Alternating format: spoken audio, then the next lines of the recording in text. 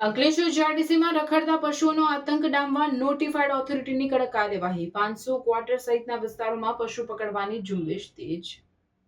Ankleshwar જીઆઈડીસીના 500 quarter વસાહત સહિતના ગીચ રહેણાંક વિસ્તારોમાં છેલ્લા લાંબા સમયથી રખડતા પશુઓને ખાસ કરીને લડતા આખલાઓએ ભારે આતંક મચાવ્યો છે, જેના કારણે સ્થાનિક રહીશો અને વાહન ચાલકોની સલામતી ગંભીર જોખમમાં મુકાઈ છે।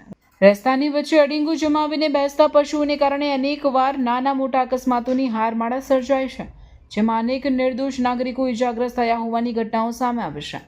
આ પરિસ્થિતિને ધ્યાનમાં રાખીને નોટિફાઈડ એરિયા ઓથોરિટીના તંત્રએ હવે આકરો અભિગમ અપનાવ્યો છે અને જાહેર માર્ગો તેમજ રહેણાંક વિસ્તારોમાંથી રખડતા પશુઓને ડબ્બે પૂરવાની કામગીરી યુદ્ધના ધોરણે શરૂ કરી દીધી છે। તંત્રની આ કડક કાર્યવાહીને પગલે પશુપાલકોમાં પણ ફફડાટ ફેલાયો છે।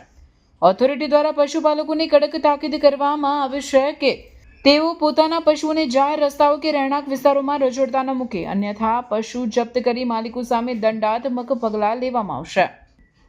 તંત્રએ જનતાને અપીલ કરી છે કે જો તેમના વિસ્તારમાં રખડતા પશુઓનો જમાવડો જોવા મળે તો તાત્કાલિક નોટિફાઈડ એરિયા ઓથોરિટીનો સંપર્ક કરે, જેથી ત્વરિત પગલાં ભરી શકાય। આમ સ્થાનિક વહીવટીતંત્ર દ્વારા લોકોની સુરક્ષા સુનિશ્ચિત કરવા અને જીઆઈડીસીના માર્ગોને પશુમુક્ત બનાવવા માટે સઘન પ્રયાસો હાથ ધરવામાં આવ્યા છે, જેની રહીશોમાં પ્રશંસા થઈ રહી છે। રિપોર્ટર અભી સૈયદ, અંકલેશ્વર। આજ રોજ નિર્દિષ્ટ વિસ્તાર જીઆઈડીસી અંકલેશ્વર દ્વારા રખડતા ઢોરને પકડવાની કામગીરી ચાલુ કરેલ છે,